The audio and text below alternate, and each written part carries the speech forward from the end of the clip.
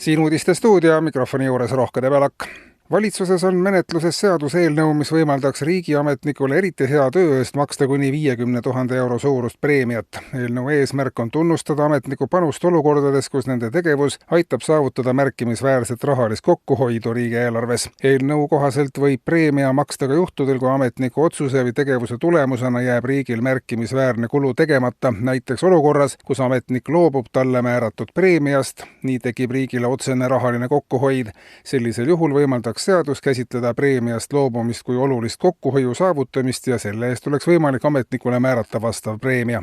Eelnõu koostajate hinnangul toob selline süsteem riigiametnikele täiendava motivatsiooni panustada avaliku raha säästlikku kasutamisse ja otsida loovaid lahendusi kulude edasiseks vähendamiseks. Veel rahast ja palgast. Statistikaameti andmetel on keskmine palk taas tõusnud. Samuti on täheldatud, et keskmise palga kasv ei ole peatunud ja prognooside kohaselt jätkub keskmise palga tõus ka järgmises kvartalis. Asjakohaste hinnangute kohaselt ei ole enam kaugel see aeg, mil keskmine palk jõuab tasemeni, mis võimaldab tal liikuda mööda ka kõrgest palgast. Selline areng võib tekitada olukorra, kus kõrge palk hakkabki keskmise palga liikumistel jalgu jääma. Olukorda jälgitakse ja vajadusel tehakse täiendavaid analüüse, et hinnata palgatasemete omavahelise liikumise edasisi arenguid. Analüütikute hinnangul võib sellise trendi jätkumisel tekkida olukord, kus keskmine palk möödubki kõrgest palgast ja kõrge palk hakkab omakorda miinimumpalgale jalgu jääma. Selle tulemusena võib kujuneda olukord, kus kõik palgad on lõpuks võrdsed. Märgitakse, et selline areng tähendaks majandusteaduse jaoks ka täiesti uut peatükki.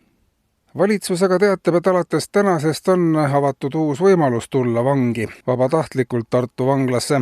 Otsus on seotud asjaoluga, et Eestis on tekkinud olukord, kus vanglakohad seisavad osaliselt tühjalt ja olemasolev taristu ei leia piisavalt kasutust. Justiitsministeeriumi arvates ei ole tegemist tavapärase lahendusega, kuid olukorras, kus kodumaine kuritegevus ei suuda vanglaid täita, tuleb otsida paindlikumaid võimalusi. Algatuse eesmärk on pakkuda võimalust neile, kellel on vabaduses keeruline toime tulla. Valitsuse hinnangul võib mõnel juhul olla vanglas tagatud stabiilsem elukorraldus kui väljaspool seda. Eriti on oodatud lastega pered, kellede puhul on leitud, et vabaduses tuleb neil sageli toime tulla keerulisemate tingimustega kui vanglas. Vanglas on tagatud regulaarne toitlustus, majutus, selge päevakava.